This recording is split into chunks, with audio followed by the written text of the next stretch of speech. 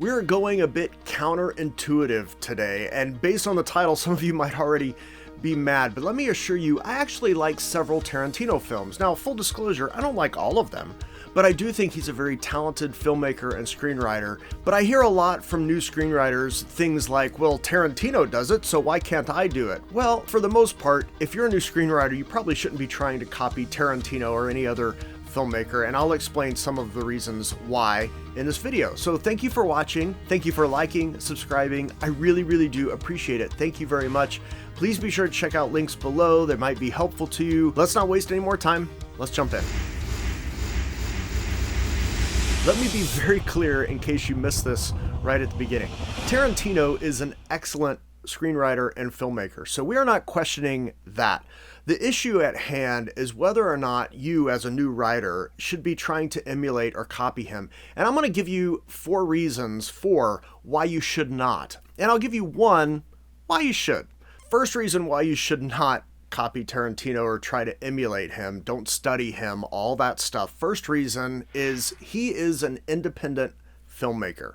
Now, this is not necessarily a bad thing if you want to be an independent filmmaker, but my guess is most of you just want to write. You don't want to direct, you don't want to produce, you don't want to hire people, you don't want to find a DP, you don't want to work with an editor, like you don't want to do all those things. You want to just write a story. Independent filmmakers are kind of entrepreneurs in a sense. They are doing their own thing and they do the whole thing. They go out and they find the money, they pay for it themselves if that's the case. They go through and they find ways to do it all themselves. And my guess is most of you are not trying to do that. So why are you trying to copy someone who's an independent filmmaker if you're not wanting to be an independent filmmaker? If you're wanting to write mainstream movies, then study mainstream movies. And this also creates a trap for a lot of people because they think, oh, well, I'm going to study a lot of the great movies. I'm going to look at Butch Cassidy and Sundance Kid and Citizen Kane and The Godfather and Pulp Fiction and all these movies. Like, okay, Pulp Fiction is the newest one of those, and it was made in 1994.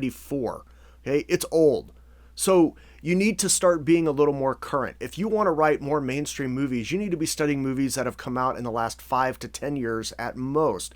Try to avoid films beyond that. Now, can you learn things from those older films? Absolutely. Can you learn some things from Tarantino? Yes, you can. But you have to realize if you're trying to like, ooh, I just want to be like Tarantino and Tarantino does this, why can't I do it? And he does this and he does this. Okay, he is not you, and you are going a different direction than he is going. So if you're going to try to emulate your career after someone who went a completely different direction that you're wanting to go, and you're sitting there scratching your head going, why am I not finding success? Well, it's because he went a different way than what you're doing. So you need to understand and figure out what are the directions you want to go and study films that are in line with where you want to go, as opposed to just studying a film because, ooh, everybody says this is a good film. Reason number 2 why you shouldn't study Tarantino is his characters in scenes are too static.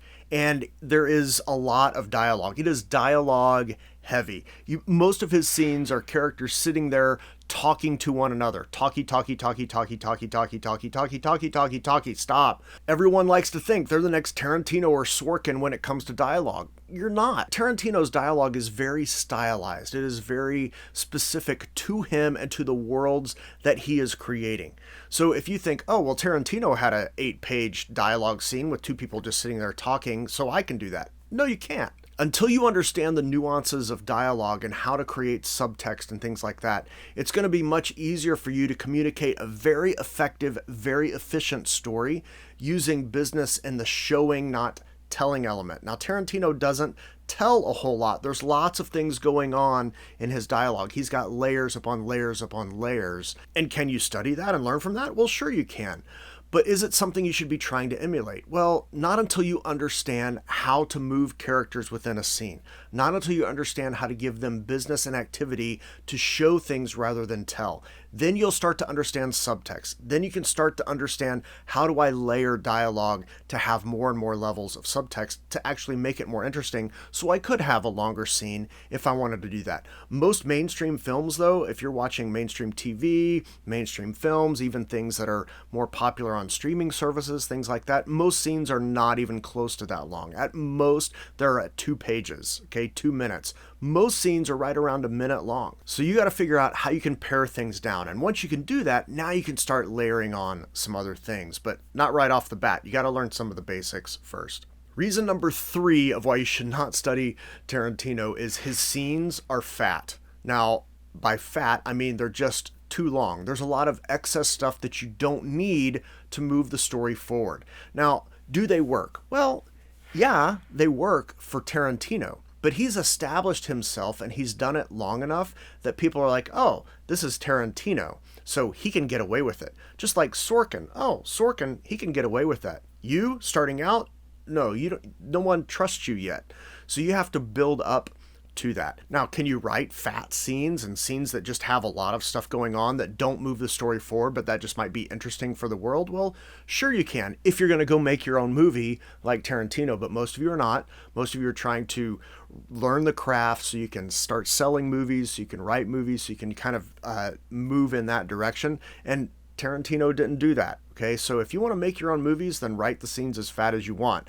But if you're trying to sell it to somebody, if you're trying to get noticed in Hollywood, okay, you can't do that, especially starting out. Once you're established, knock yourself out. Reason number 4 of why you should not copy Tarantino, and this is probably one of the most important ones, is if you start trying to copy and emulate someone else's writing voice, it ends up muting and delaying the development of your own writing voice. And the thing is, what makes you unique as a writer is your voice, the way you tell the story, the way you approach the story, why you care about the story. And why you care about the story and why Tarantino cares about the story are going to be two very different things. But if you're trying to copy Tarantino, well, are you trying to copy his motivation for telling it? And now your voice gets muted and it starts getting pushed further and further to the back. And when you're starting out, you actually want to be writing to pull your voice out, to pull that uniqueness of you onto the page.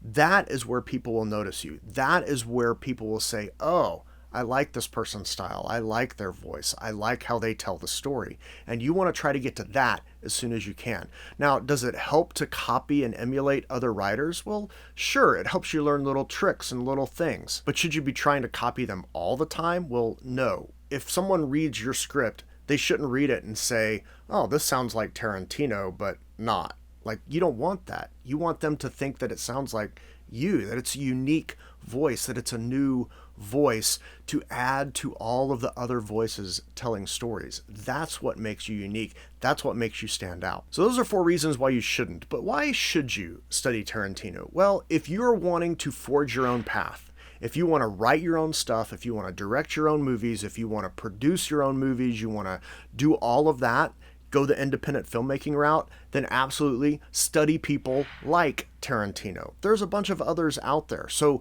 study the independent filmmakers. If you're not wanting to do that though, if you have no interest in producing or directing or understanding editing or anything like that, then you need to definitely steer clear of Tarantino. Not because you can't learn things from him, but because if you start getting too far down that road, now you're going to have to backtrack to learn how to do some things a little more mainstream, because you're going to be used to writing 5-page scenes, 8-page scenes, and that just doesn't cut it in the mainstream world. So if you want to be an independent filmmaker, then yeah, study people like Tarantino. If not, shy away from him, at least at the beginning, till you kind of start to find your own voice, until you start to figure out how to tell stories. Then you can go and look at Tarantino and see, how is he doing this? How is he doing that? And you will learn some things there. Hopefully you found that helpful. Thank you so much for watching. Please be sure to like, subscribe, bell, all that stuff. There's also some free resources below. So if you're starting out, you're just starting out, there is a class. As I'm recording this video, it's probably going to be live in about 2 weeks or so.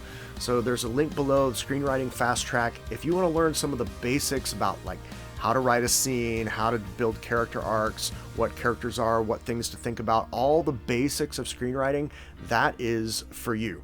So if that interests you, be sure to click on that link and check that out. Otherwise, thank you for watching. When you tell a story that matters. See you later.